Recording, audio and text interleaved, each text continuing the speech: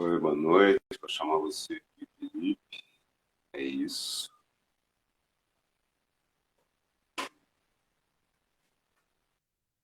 E vamos lá.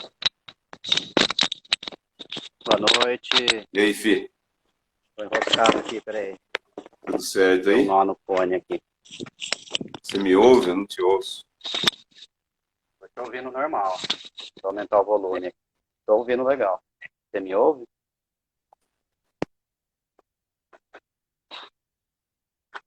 Tá me ouvindo, Trash? Acho que estamos com problemas de conexões. A minha tá... Faz super parte disso, né? Aí, faz parte. Agora sim, rolou. Massa. Boa Feito. noite. Boa noite. Muito bom ter você aí. Valeu. A galera já tá entrando ainda, vou dar uns 5 minutos aí. Entrou a Fresta, tá entrando o Rato. Tô vendo. Erradão. Bora lá. Separei um material aqui para a gente trocar uma ideia também. Legal. Eu também tenho umas coisas aqui. E a gente pode se apresentar rapidinho. Tipo, todo mundo que tá aí que eu vi entrar conhece a gente, né? Mas rapidinho, né? Só a gente está usando o perfil da minha loja, atual Sagrada Tinta, que eu sou um dos sócios. O Felipe já foi meu sócio na minha primeira loja. E a gente se conheceu em 94 e a gente vai falar um pouco aí da nossa experiência na adolescência, na vida de adulto, jovem, hoje, como as coisas foram se desenrolando, ao nosso ver, na sociedade e na modificação corporal, né? Acho que é por aí, né? É isso aí. Acho que o que a gente tem de anterior difere um pouco, né? Primeiramente, boa noite para quem está entrando também. Meu nome é Felipe.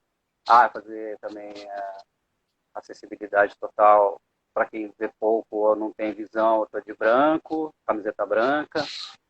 Eu uso alargadores grandes nas orelhas, 40 milímetros. Estou usando de aço, né? Aquela coloração meio prateada. Tenho óculos de grau, uma barba já um pouco grisalha, cabelos encaracolados. Estou do lado de fora da minha casa, na frente da casa do jardim, tem umas plantas atrás de mim com umas flores amarelas. Não sei se dá para notar aí. Mas é isso, para todo mundo poder ver. E aí a gente pensou em fazer essa live hoje para aproveitar o feriado do Dia da Mentira, feriado, né? O Dia da Mentira, o Full Day, né? E fazer uma brincadeira em cima disso e puxar um gancho para falar de outras datas também, de outras épocas, né? A gente é dos anos 70, né? Eu acredito que nós dois. Eu sou de 75, mas aí a gente começou, acho que junto, a observar as modificações mais fortemente nos anos 80, né? Sim. E acho que pelo mesmo motivo, né? Via rock and roll, né? Minha entrada no universo underground, vamos chamar assim, né? De uma forma generalizada, foi pelo rock, né? Eu, desde criança, acho que foi quando eu ganhei... Eu já me ligava muito em música, meu primeiro vinil foi o Thriller, do Michael Jackson, um disco que eu tenho até hoje, o mesmo disco, inclusive, né? Aí eu já gostava de dança, e gostava de palco também, né? Gostava dos músicos, dos artistas que eram mais showman também, né? Usando também um termo antigo aí, né? Inapropriado, no caso. Mas aí eu Cara, gostava disso, gostava de estar trabalhando eu tenho uma nessa curiosidade, que vertente. o meu primeiro disco foi o Tatu You, né? O Tatu You dos Rolling Stones. Do fio. Você sumiu, Não, filho? estamos aqui. Deu uma apagada na câmera, mas tô.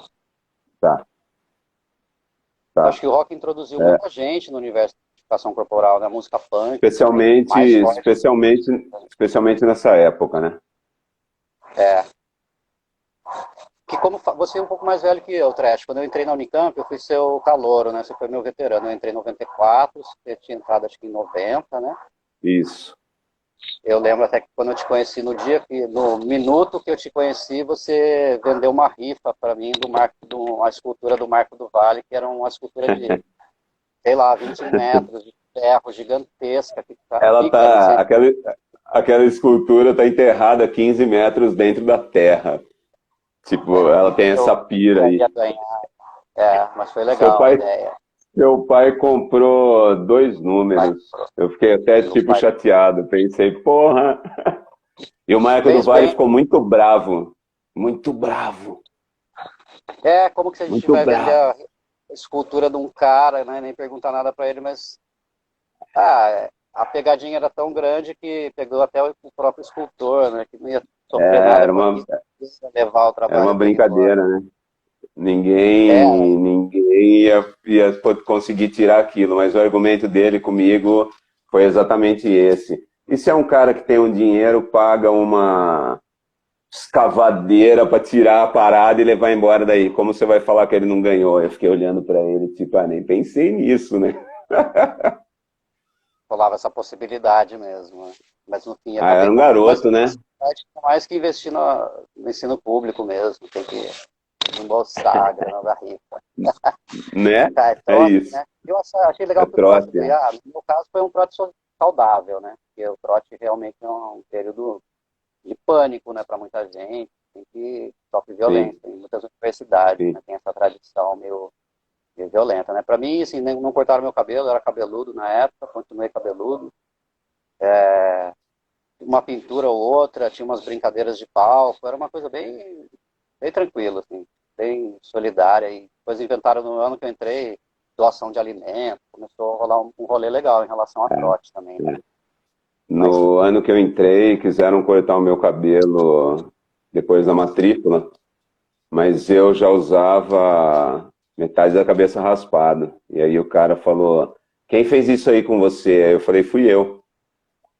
Aí os 2 meninos me olharam, eles eram, sei lá, de algum outro curso. curso, é, bem do outro lado da Unicamp, saca? E aí eles olharam e falaram: ah, o cara fez isso ele mesmo com o cabelo dele, deixa aí, né? Porra. A gente pegou também muita mudança naquele período. Você pegou as matérias obrigatórias, eu peguei no último ano que elas foram obrigatórias, né? Matérias do período da ditadura ainda, né? É, é, Educação física obrigatória, é. aquela EPB que chama, né? Na universidade, no terceiro grau. Isso Estudos, problemas, daí, uma matéria obrigatória, né? isso daí foi uma das lutas estudantis que essa época eu me envolvi em luta estudantil e o que eu queria mesmo era estudar tatuagem, né? Ganhar uma bolsa para estudar tatuagem. E ninguém me dava, né, cara? Porque eu era encrenqueiro. Mas Não era achei legal que encrenqueiro, você né? meteu o pé na porta, né? Os caras começaram É, a ouvir aluno, né? Você foi o primeiro a montar uma exato, turma ali que exato, exigia coisas, né? Eu peguei o bonde andando já. Fui do Caia exato, também, né? Centro exato. acadêmico de artes. Isso tem muito a ver com essa coisa. Isso tem muito a ver com essa coisa que vem dos anos 80, que na real vem dos anos 70, né, cara? Que é o Sim, lance do governo autoritário, né? é. E da O militância, governo né? autoritário. De sempre ter É, gente é, que pautou pela militância para conseguir as coisas, né? Se você queria ter um é, palco no pátio do colégio, você tinha que ir lá fundar um exatamente, grêmio, reunir pessoas, exatamente. reunir Os, assinaturas. A Taína está entrando, a Karina aí, a, por exemplo. Ícone, né, da nossa geração. A a, Karina foi a primeira pessoa que eu furei, que você me ensinou a furar. tem Voador de vários aí cabeça. da nossa geração. O Ale aí em cima estudou na Unicamp Ela também, não Karine é estudou na Unicamp, né? dessa geração. É, essa parada aí da militância, ela também, eu acho que ela vem de uma certa influência aí de contracultura dos anos 60 e 70 e tal, porque aqui chegava tudo atrasado, né, cara?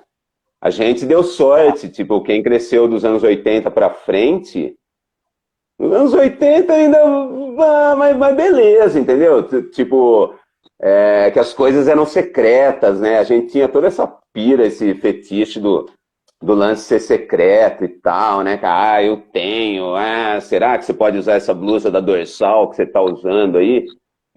Adoro essa coisa de falar para quem não pode ver, é mó legal. Me lembrar Ah, disso. É bem legal. Então, tinha isso aí, né? mas assim, as coisas começaram a chegar um pouco mais rápido, né? Os caras que vieram antes de nós, eles dependiam muito mais de um cara que ia para fora e vinha e trazia discos ou trazia roupa, ou os caras que moraram na Inglaterra no fim dos anos 70 e viram os punks lá, né, cara? É, é, então tem esse espírito de abertura que não tem, né? Não tem, né? Se era cabeludo, você ainda tomava uns enquadros na rua. É... Ah, todas essas situações injustas que a gente vê até hoje, algumas deixaram de acontecer, mas elas já aconteciam e outras continuam acontecendo, né? Os caras usam a mesma linguagem, né, cara? É, E o cabeludo tomava, né? Tipo, você falou do show do Kiss, né? Quando a gente tava conversando e, tipo, eu morava em Limeira já, mas eu não fui no show do Kiss, né? Eu era muito criança, eu acho que o meu irmão mais velho foi no show do Kiss. E, cara, os caras que fizeram um ônibus de Limeira, eles ficaram tão assim que eles, tipo, quebraram o ônibus e aí eles foram tudo presos, sabe? Eles levaram todo mundo era preso, tanta os caras levaram um liberdade que ônibus preso, os caras ficaram, sei lá, 2 dias presos, um dia preso, entendeu? Claro, beleza, eles vandalizaram um ônibus, né? Mas você pensar, mano, os caras levaram um ônibus preso, né? No show do Venom em 86, nesse eu já tava, tanto na entrada quanto na saída, tinha ação ostensiva das forças públicas, né? Sei lá pra quê, entendeu? Pra fazer você andar, como se a gente tivesse num curral, né? sim. E essas coisas elas foram meio que desaparecendo, né? É. Meio Acho que que, né? a gente também está falando de um recorte de modificação corporal que é já dessa cultura pop, né, da indústria, da comercialização dessas práticas também, né? A gente tem Sim, que, acho que, pautar isso também, porque a gente não está aqui falando de modificação corporal originária, né? Dos povos não, originários e dos não. povos que vieram com a diáspora E, africana também, já tinham seus procedimentos de modificação corporal, sim, né? e Aqui na se verdade encontraram, somaram, né? não há como negar que, cara, acredito que 75% das nossas práticas de modificação corporal são originárias, né? Vou chamar de adaptações, né? São iguais às originárias, né? É, São são atualizações, referências, são as mesmas buscas, né? Entre aspas, né? Tipo, você tem lá a originária Mursi, né, da África, e elas usam os pratos de boca e é para ficar mais bonitas, né? Então você pensa, legal, então aquela pessoa que vai lá e põe um alargador, ou um brinco no nariz, ou um sei lá, porque ela quer ficar mais bonita só por isso, né? Ela não tem nada espiritual, nada político, nada, não, ela só quer porque é bonito, porque é legal. E é legal mesmo, né, filho? Esses dias a gente estava fazendo parte daquele seminário sobre extensão, um seminário inesquecível, né? Que a Ti Sim, organizou, Freak Guys, sim. e ela negra estava fazendo a fala dela, e ela falou também, quando ela visitou a galera do Sri Lanka, eu acho, sul da Índia, que ela viu nos festivais, né, de suspensão corporal e achando que era uma parada hiper religiosa, chegou para conversar com a galera, falaram que não, que era uma parada política, era uma manifestação, não tinha um fundo religioso exatamente, que às vezes sempre a gente sacraliza necessariamente a coisa e tem outras leituras, né, outras possibilidades, outras referências. Então, o legal é Eu acho, conhecer, né? A gente se a- aproximar a- e conhecer realmente, né? claro, respeitar, né, cara? Respeitar, ser afetado pelaquela Né? cultura com respeito, né? E vice-versa. Exatamente. Não, não, nunca de forma alguma apagá-las ou escondê-las ou, né, ter vergonha, não, de jeito nenhum, né? Sim, Pelo menos eu meio que meio que essas influências, tipo, os meus alargamentos do nariz foi porque eu vi numa foto uma originária, eu acho que elas são é da Ásia também, cara, que elas alargam, a Pani, a A pane. Tapani, a Pani, né? E eu vi Uhum. aquilo e eu pirei, cara. Eu falei, nossa, eu quero ter isso, quero ter isso, quero ter isso, quero ter isso. E eu alarguei, né? Porque com o desenvolvimento das técnicas, muita gente que também não tira o valor, né, cara? Porque o resultado final, no final, é o que importa, né? A modificação, né? É punçado, né? Mas eu alarguei, foi cabuloso. Mas É, voltando ali aos anos 80, né, cara? A tatuagem, eu acredito que seja meio que. Meio que a primeira forma de modificação corporal permanente, né? Que sim, vem no Brasil, tipo, moderno aí no Brasil, dos anos 60, 70 e recente. 80, né? Tem aquela questão que você citou aí nas nossas conversas prévias aí também, dos grupos de teatro anti-governo, de maquiagem, de muita androginia, né? Que isso era chocante, né? Eu lembrei de umas conversas que eu tive quando eu morava no Rio de Janeiro com a Lidoca. Ela foi frenética, né? Foi do grupo das frenéticas. E antes das frenéticas, as frenéticas se formaram porque elas eram amigas do grupo dos Zicroquetes. E aí os Zicroquetes foi um grupo icônico nos anos 70. Acho que de 70 a 73 eles fizeram muito show, principalmente no Rio e São Paulo.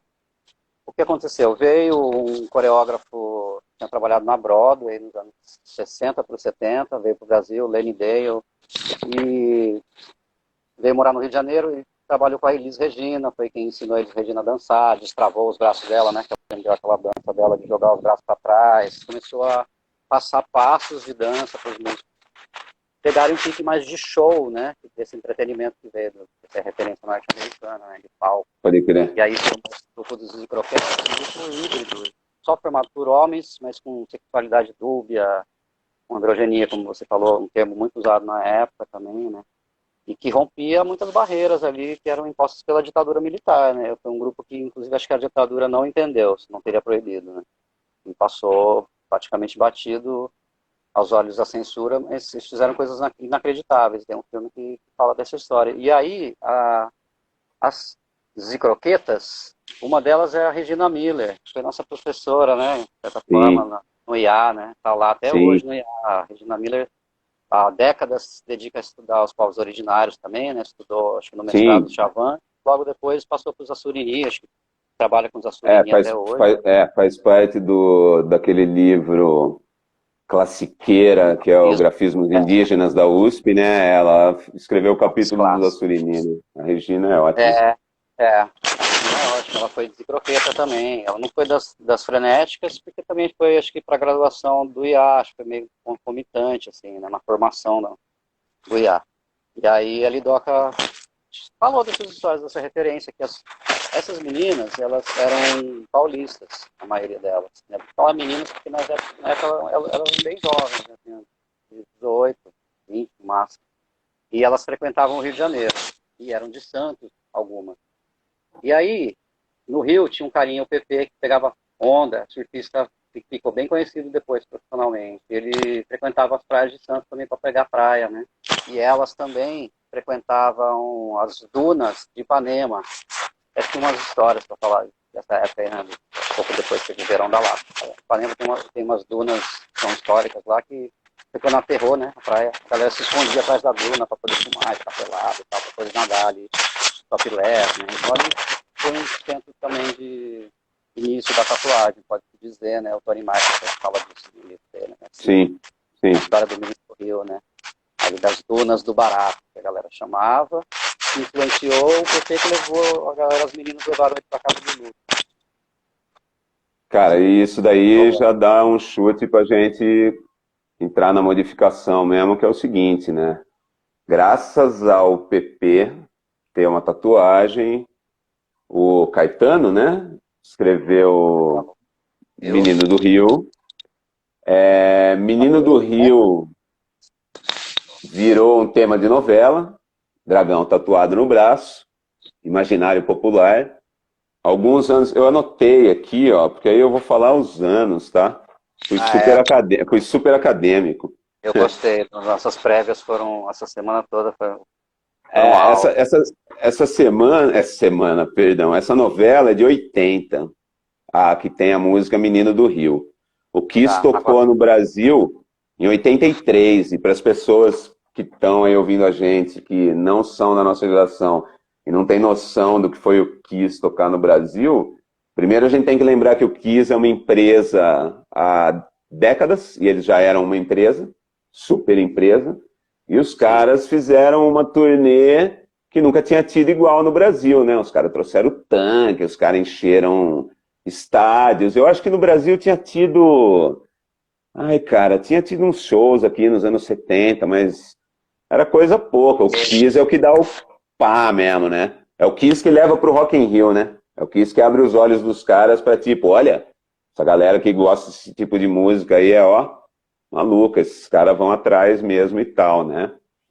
E em 84, teve uma novela, cara, a novela foi de junho de 84 até fevereiro de 85, vai vendo isso.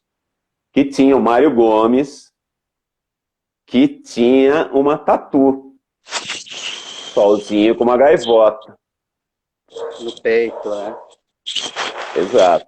Bem bonitão. Eu já ouvi histórias, porque eu não era tatuador, né, cara, e tipo, eu tinha, sei lá, 13, 14 anos. Já tinha entrado no estúdio de tatuagem uma vez na vida.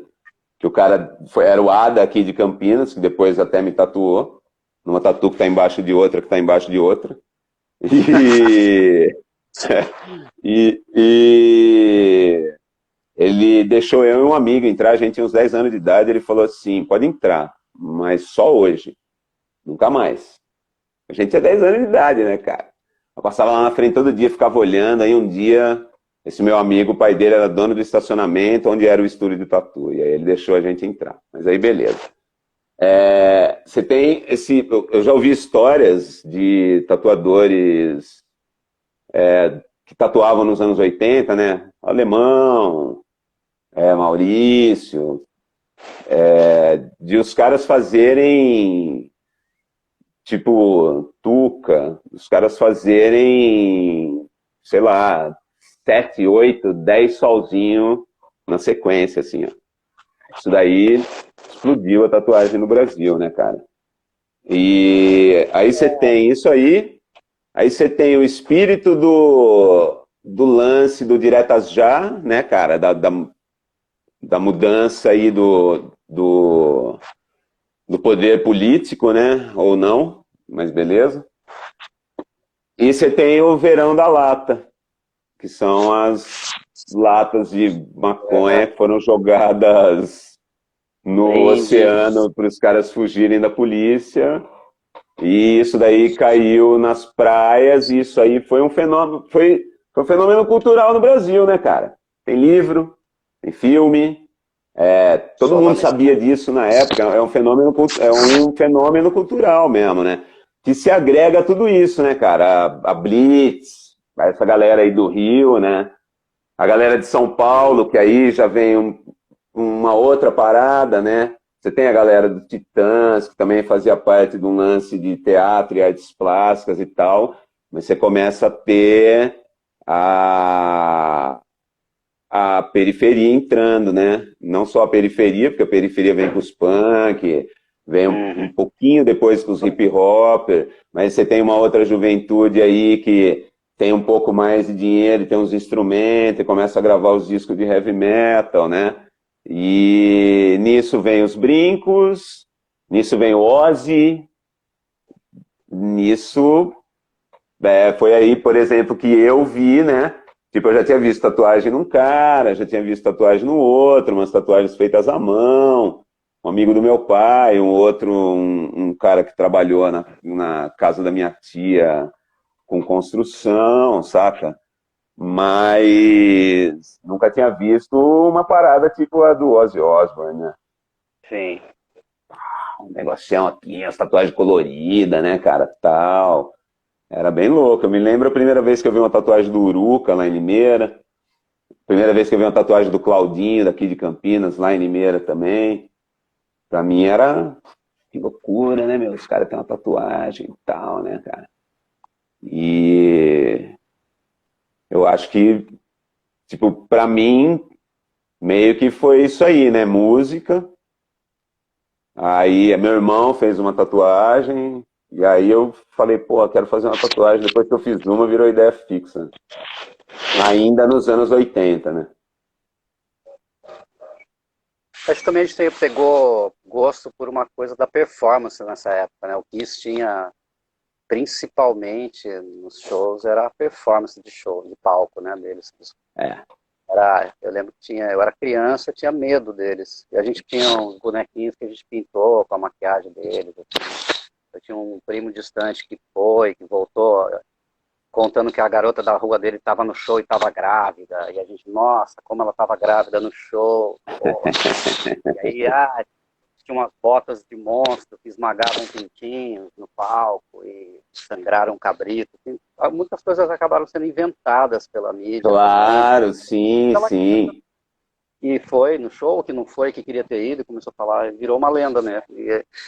E acho que, pensando nessa história da performance também, né? Porque a gente não era só aquele músico de palco que ficou no conservatório tocando, depois ficou no estúdio, né? Tinha uma coisa do músico já mais, que estava falando da performance, porque tinha outra, a modificação corporal já estava incorporada, né? Tinha figurino, maquiagem, depois entraram os filhos, e aí não parou, né? Os alargamentos, isso foi saindo da música e pegando todos os campos da cultura, né? Acredito.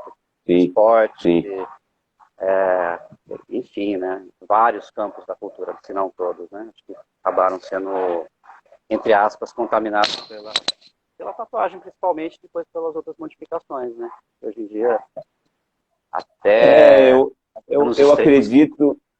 eu acredito que o misticismo da modificação, né? Aquela coisa da pessoa que tem a coragem de passar pelo processo, de sentir aquilo e cuidar, e carregar para o resto da vida uma decisão sua.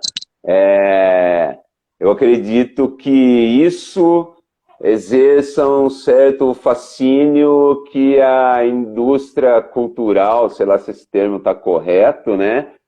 Soube trabalhar muito bem, né? Soube trabalhar muito bem, né?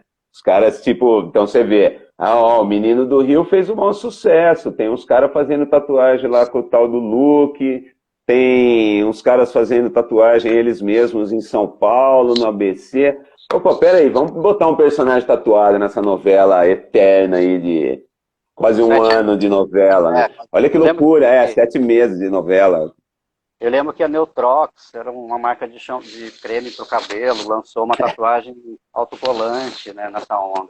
Tinha isso, né, cara? Da Clever, né, puta empresa gigante do mundo inteiro, lançou... Nos anos 80 tinha muito as tatuagenzinhas de chiclete. Quando eu era criança, nos anos 70 também elas eram bem rústicas, né? Tipo, elas eram iguais às tatuagens que eram feitas na época, né? Ó, eu vou me deslocar, se cair a conexão, você... Tá, a gente espera você voltar. Vou ver onde eu vou me instalar. E eu lembro até que você conhece o Rosa, né, de Campinas, que é meu parceirão. Sim. Sim. Eu lembro que ele tem um tio que ele fez essas tatuagens na época de autocolante. Ele ganhou muito dinheiro, muito. Sim, as crianças adoram tatuagens autocolantes, né, cara, até hoje. Eu lembro de uma história que o Rosa me contou, que ele ficou tão rico que uma empresa concorrente inventou que eles tinham LSD nas tatuagens. Sim, eu me lembro da história do LSD nas tatuagens. Era mentira. A polícia dele, aprendeu o material, era mentira. Cara, você acha que tem que... É lógico, né? É lógico, é igual o pipoqueiro na frente da escola. Os anos 80 tem muito dessas coisas, né? Pipoqueiro na frente da escola, a loira do banheiro, LSD na tatuagem, né? E, Isso aí dá um gancho e para a gente falar até sobre isso, inclusive, né? Que até a tatuagem já foi associada a alguma coisa que uma substância, né? Tem esses mistérios que a família vai falando na sua cabeça para você não se aproxime dessa gente. Eu a já discuti isso tatuagem no ela supermercado, levou. uma mulher se aproximou de mim falando que eu tinha doença, que eu tinha tatuagem, sabe? Essas coisas estão no imaginário das pessoas ainda, né? Sim, a tatuagem levou muito tempo, se você.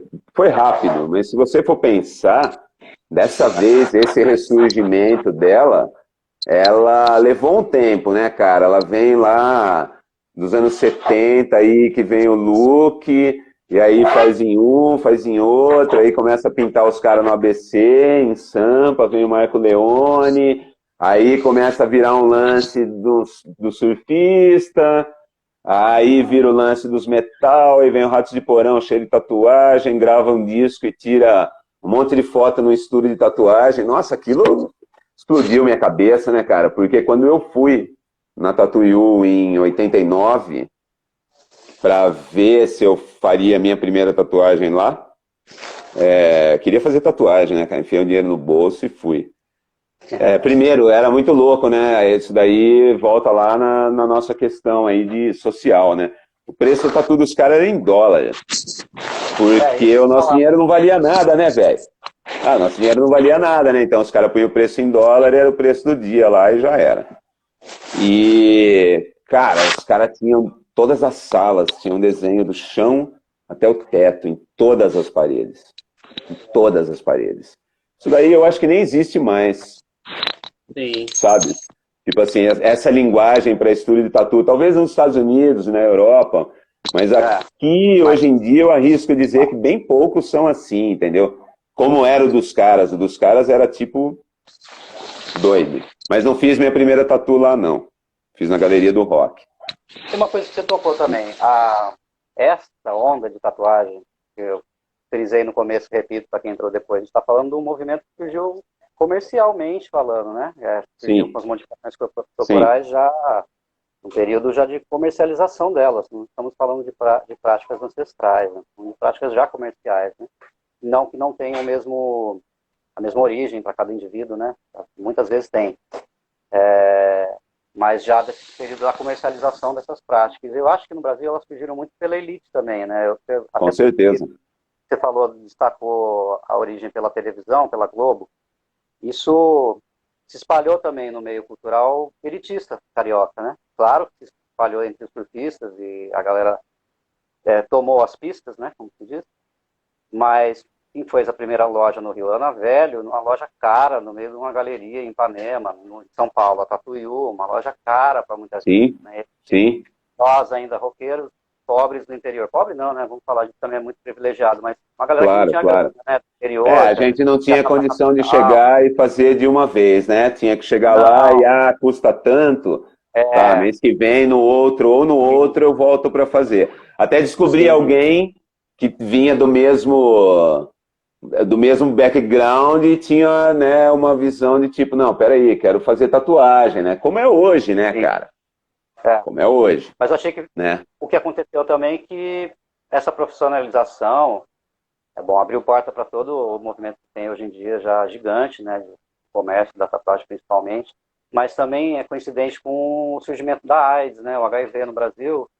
A gente falou sobre isso hoje exatamente também. Sim, Mudou o rumo das práticas, né, elas deixaram de ser práticas da rua, ou dos guetos, ou dos esconderijos, né, culturais, do underground, nesse sentido, né, de nunca aparecer, porque também era feita de um modo de alto risco, né. claro, E esse risco se tornou mortal mesmo, né? Acho que claro, principalmente claro. atingiu, infelizmente atingiu assim muito só talvez a tatuagem nessa época, porque o piercing ainda era feito em farmácia e continua inclusive sendo feito em farmácia até hoje, bizarramente pela pistolinha, né? E isso também é fator causador de epidemia, por exemplo, da hepatite, né? Então Com uma doença certeza. negligenciada, né? Sim, Mas achei sim, que esse foi um divisor de águas também, né? A chegada do HIV profissionalizou ainda mais, né? A prática que era de contaminação cruzada necessariamente em máscara, Trouxe um conhecimento, né, cara? Trouxe Trouxe. um necessário conhecimento, né? Eu nunca conversei com nenhum tatuador mais velho do que eu sobre esse período, especialmente no Brasil. Eu li alguns relatos de tatuadores norte-americanos dessa época, durante a quarentena de Covid, né, o auge da pandemia de Covid, quando meio que o mundo inteiro estava fechado, e para alguns foi bem difícil, muita gente saiu do mercado, e eu acredito que aqui não deve ter sido diferente, né? Mas você tinha um mercado muito reduzido, né? Não tinha um mercado, né? Exatamente, ainda, né? Você tinha uns caras fazendo, guardando, esse lance do valor, ele tem tudo a ver com esse lance da coisa do, não, peraí, eu tenho um conhecimento que você não tem, né, cara? E você quer ter isso que eu tenho, então... E tipo assim, isso daí num dado momento, durante os anos 90, ele já foi meio que se escancarando, né? Tipo, algumas pessoas que sofreram para aprender bullying, e etc e tal, e... Bullying, né? Basicamente, né? Assédio, sei lá. Elas fizeram a mesma coisa com outras pessoas, né? Mas muitas outras, elas viram que, tipo assim, não, eu não vou fazer isso, entendeu? Eu não vou zoar meu aprendiz, eu não vou, né? Eu não fui uma dessas, tá? Eu não fui uma dessas, mas eu tenho vários amigos que eu vi agindo dessa forma, né? Sim.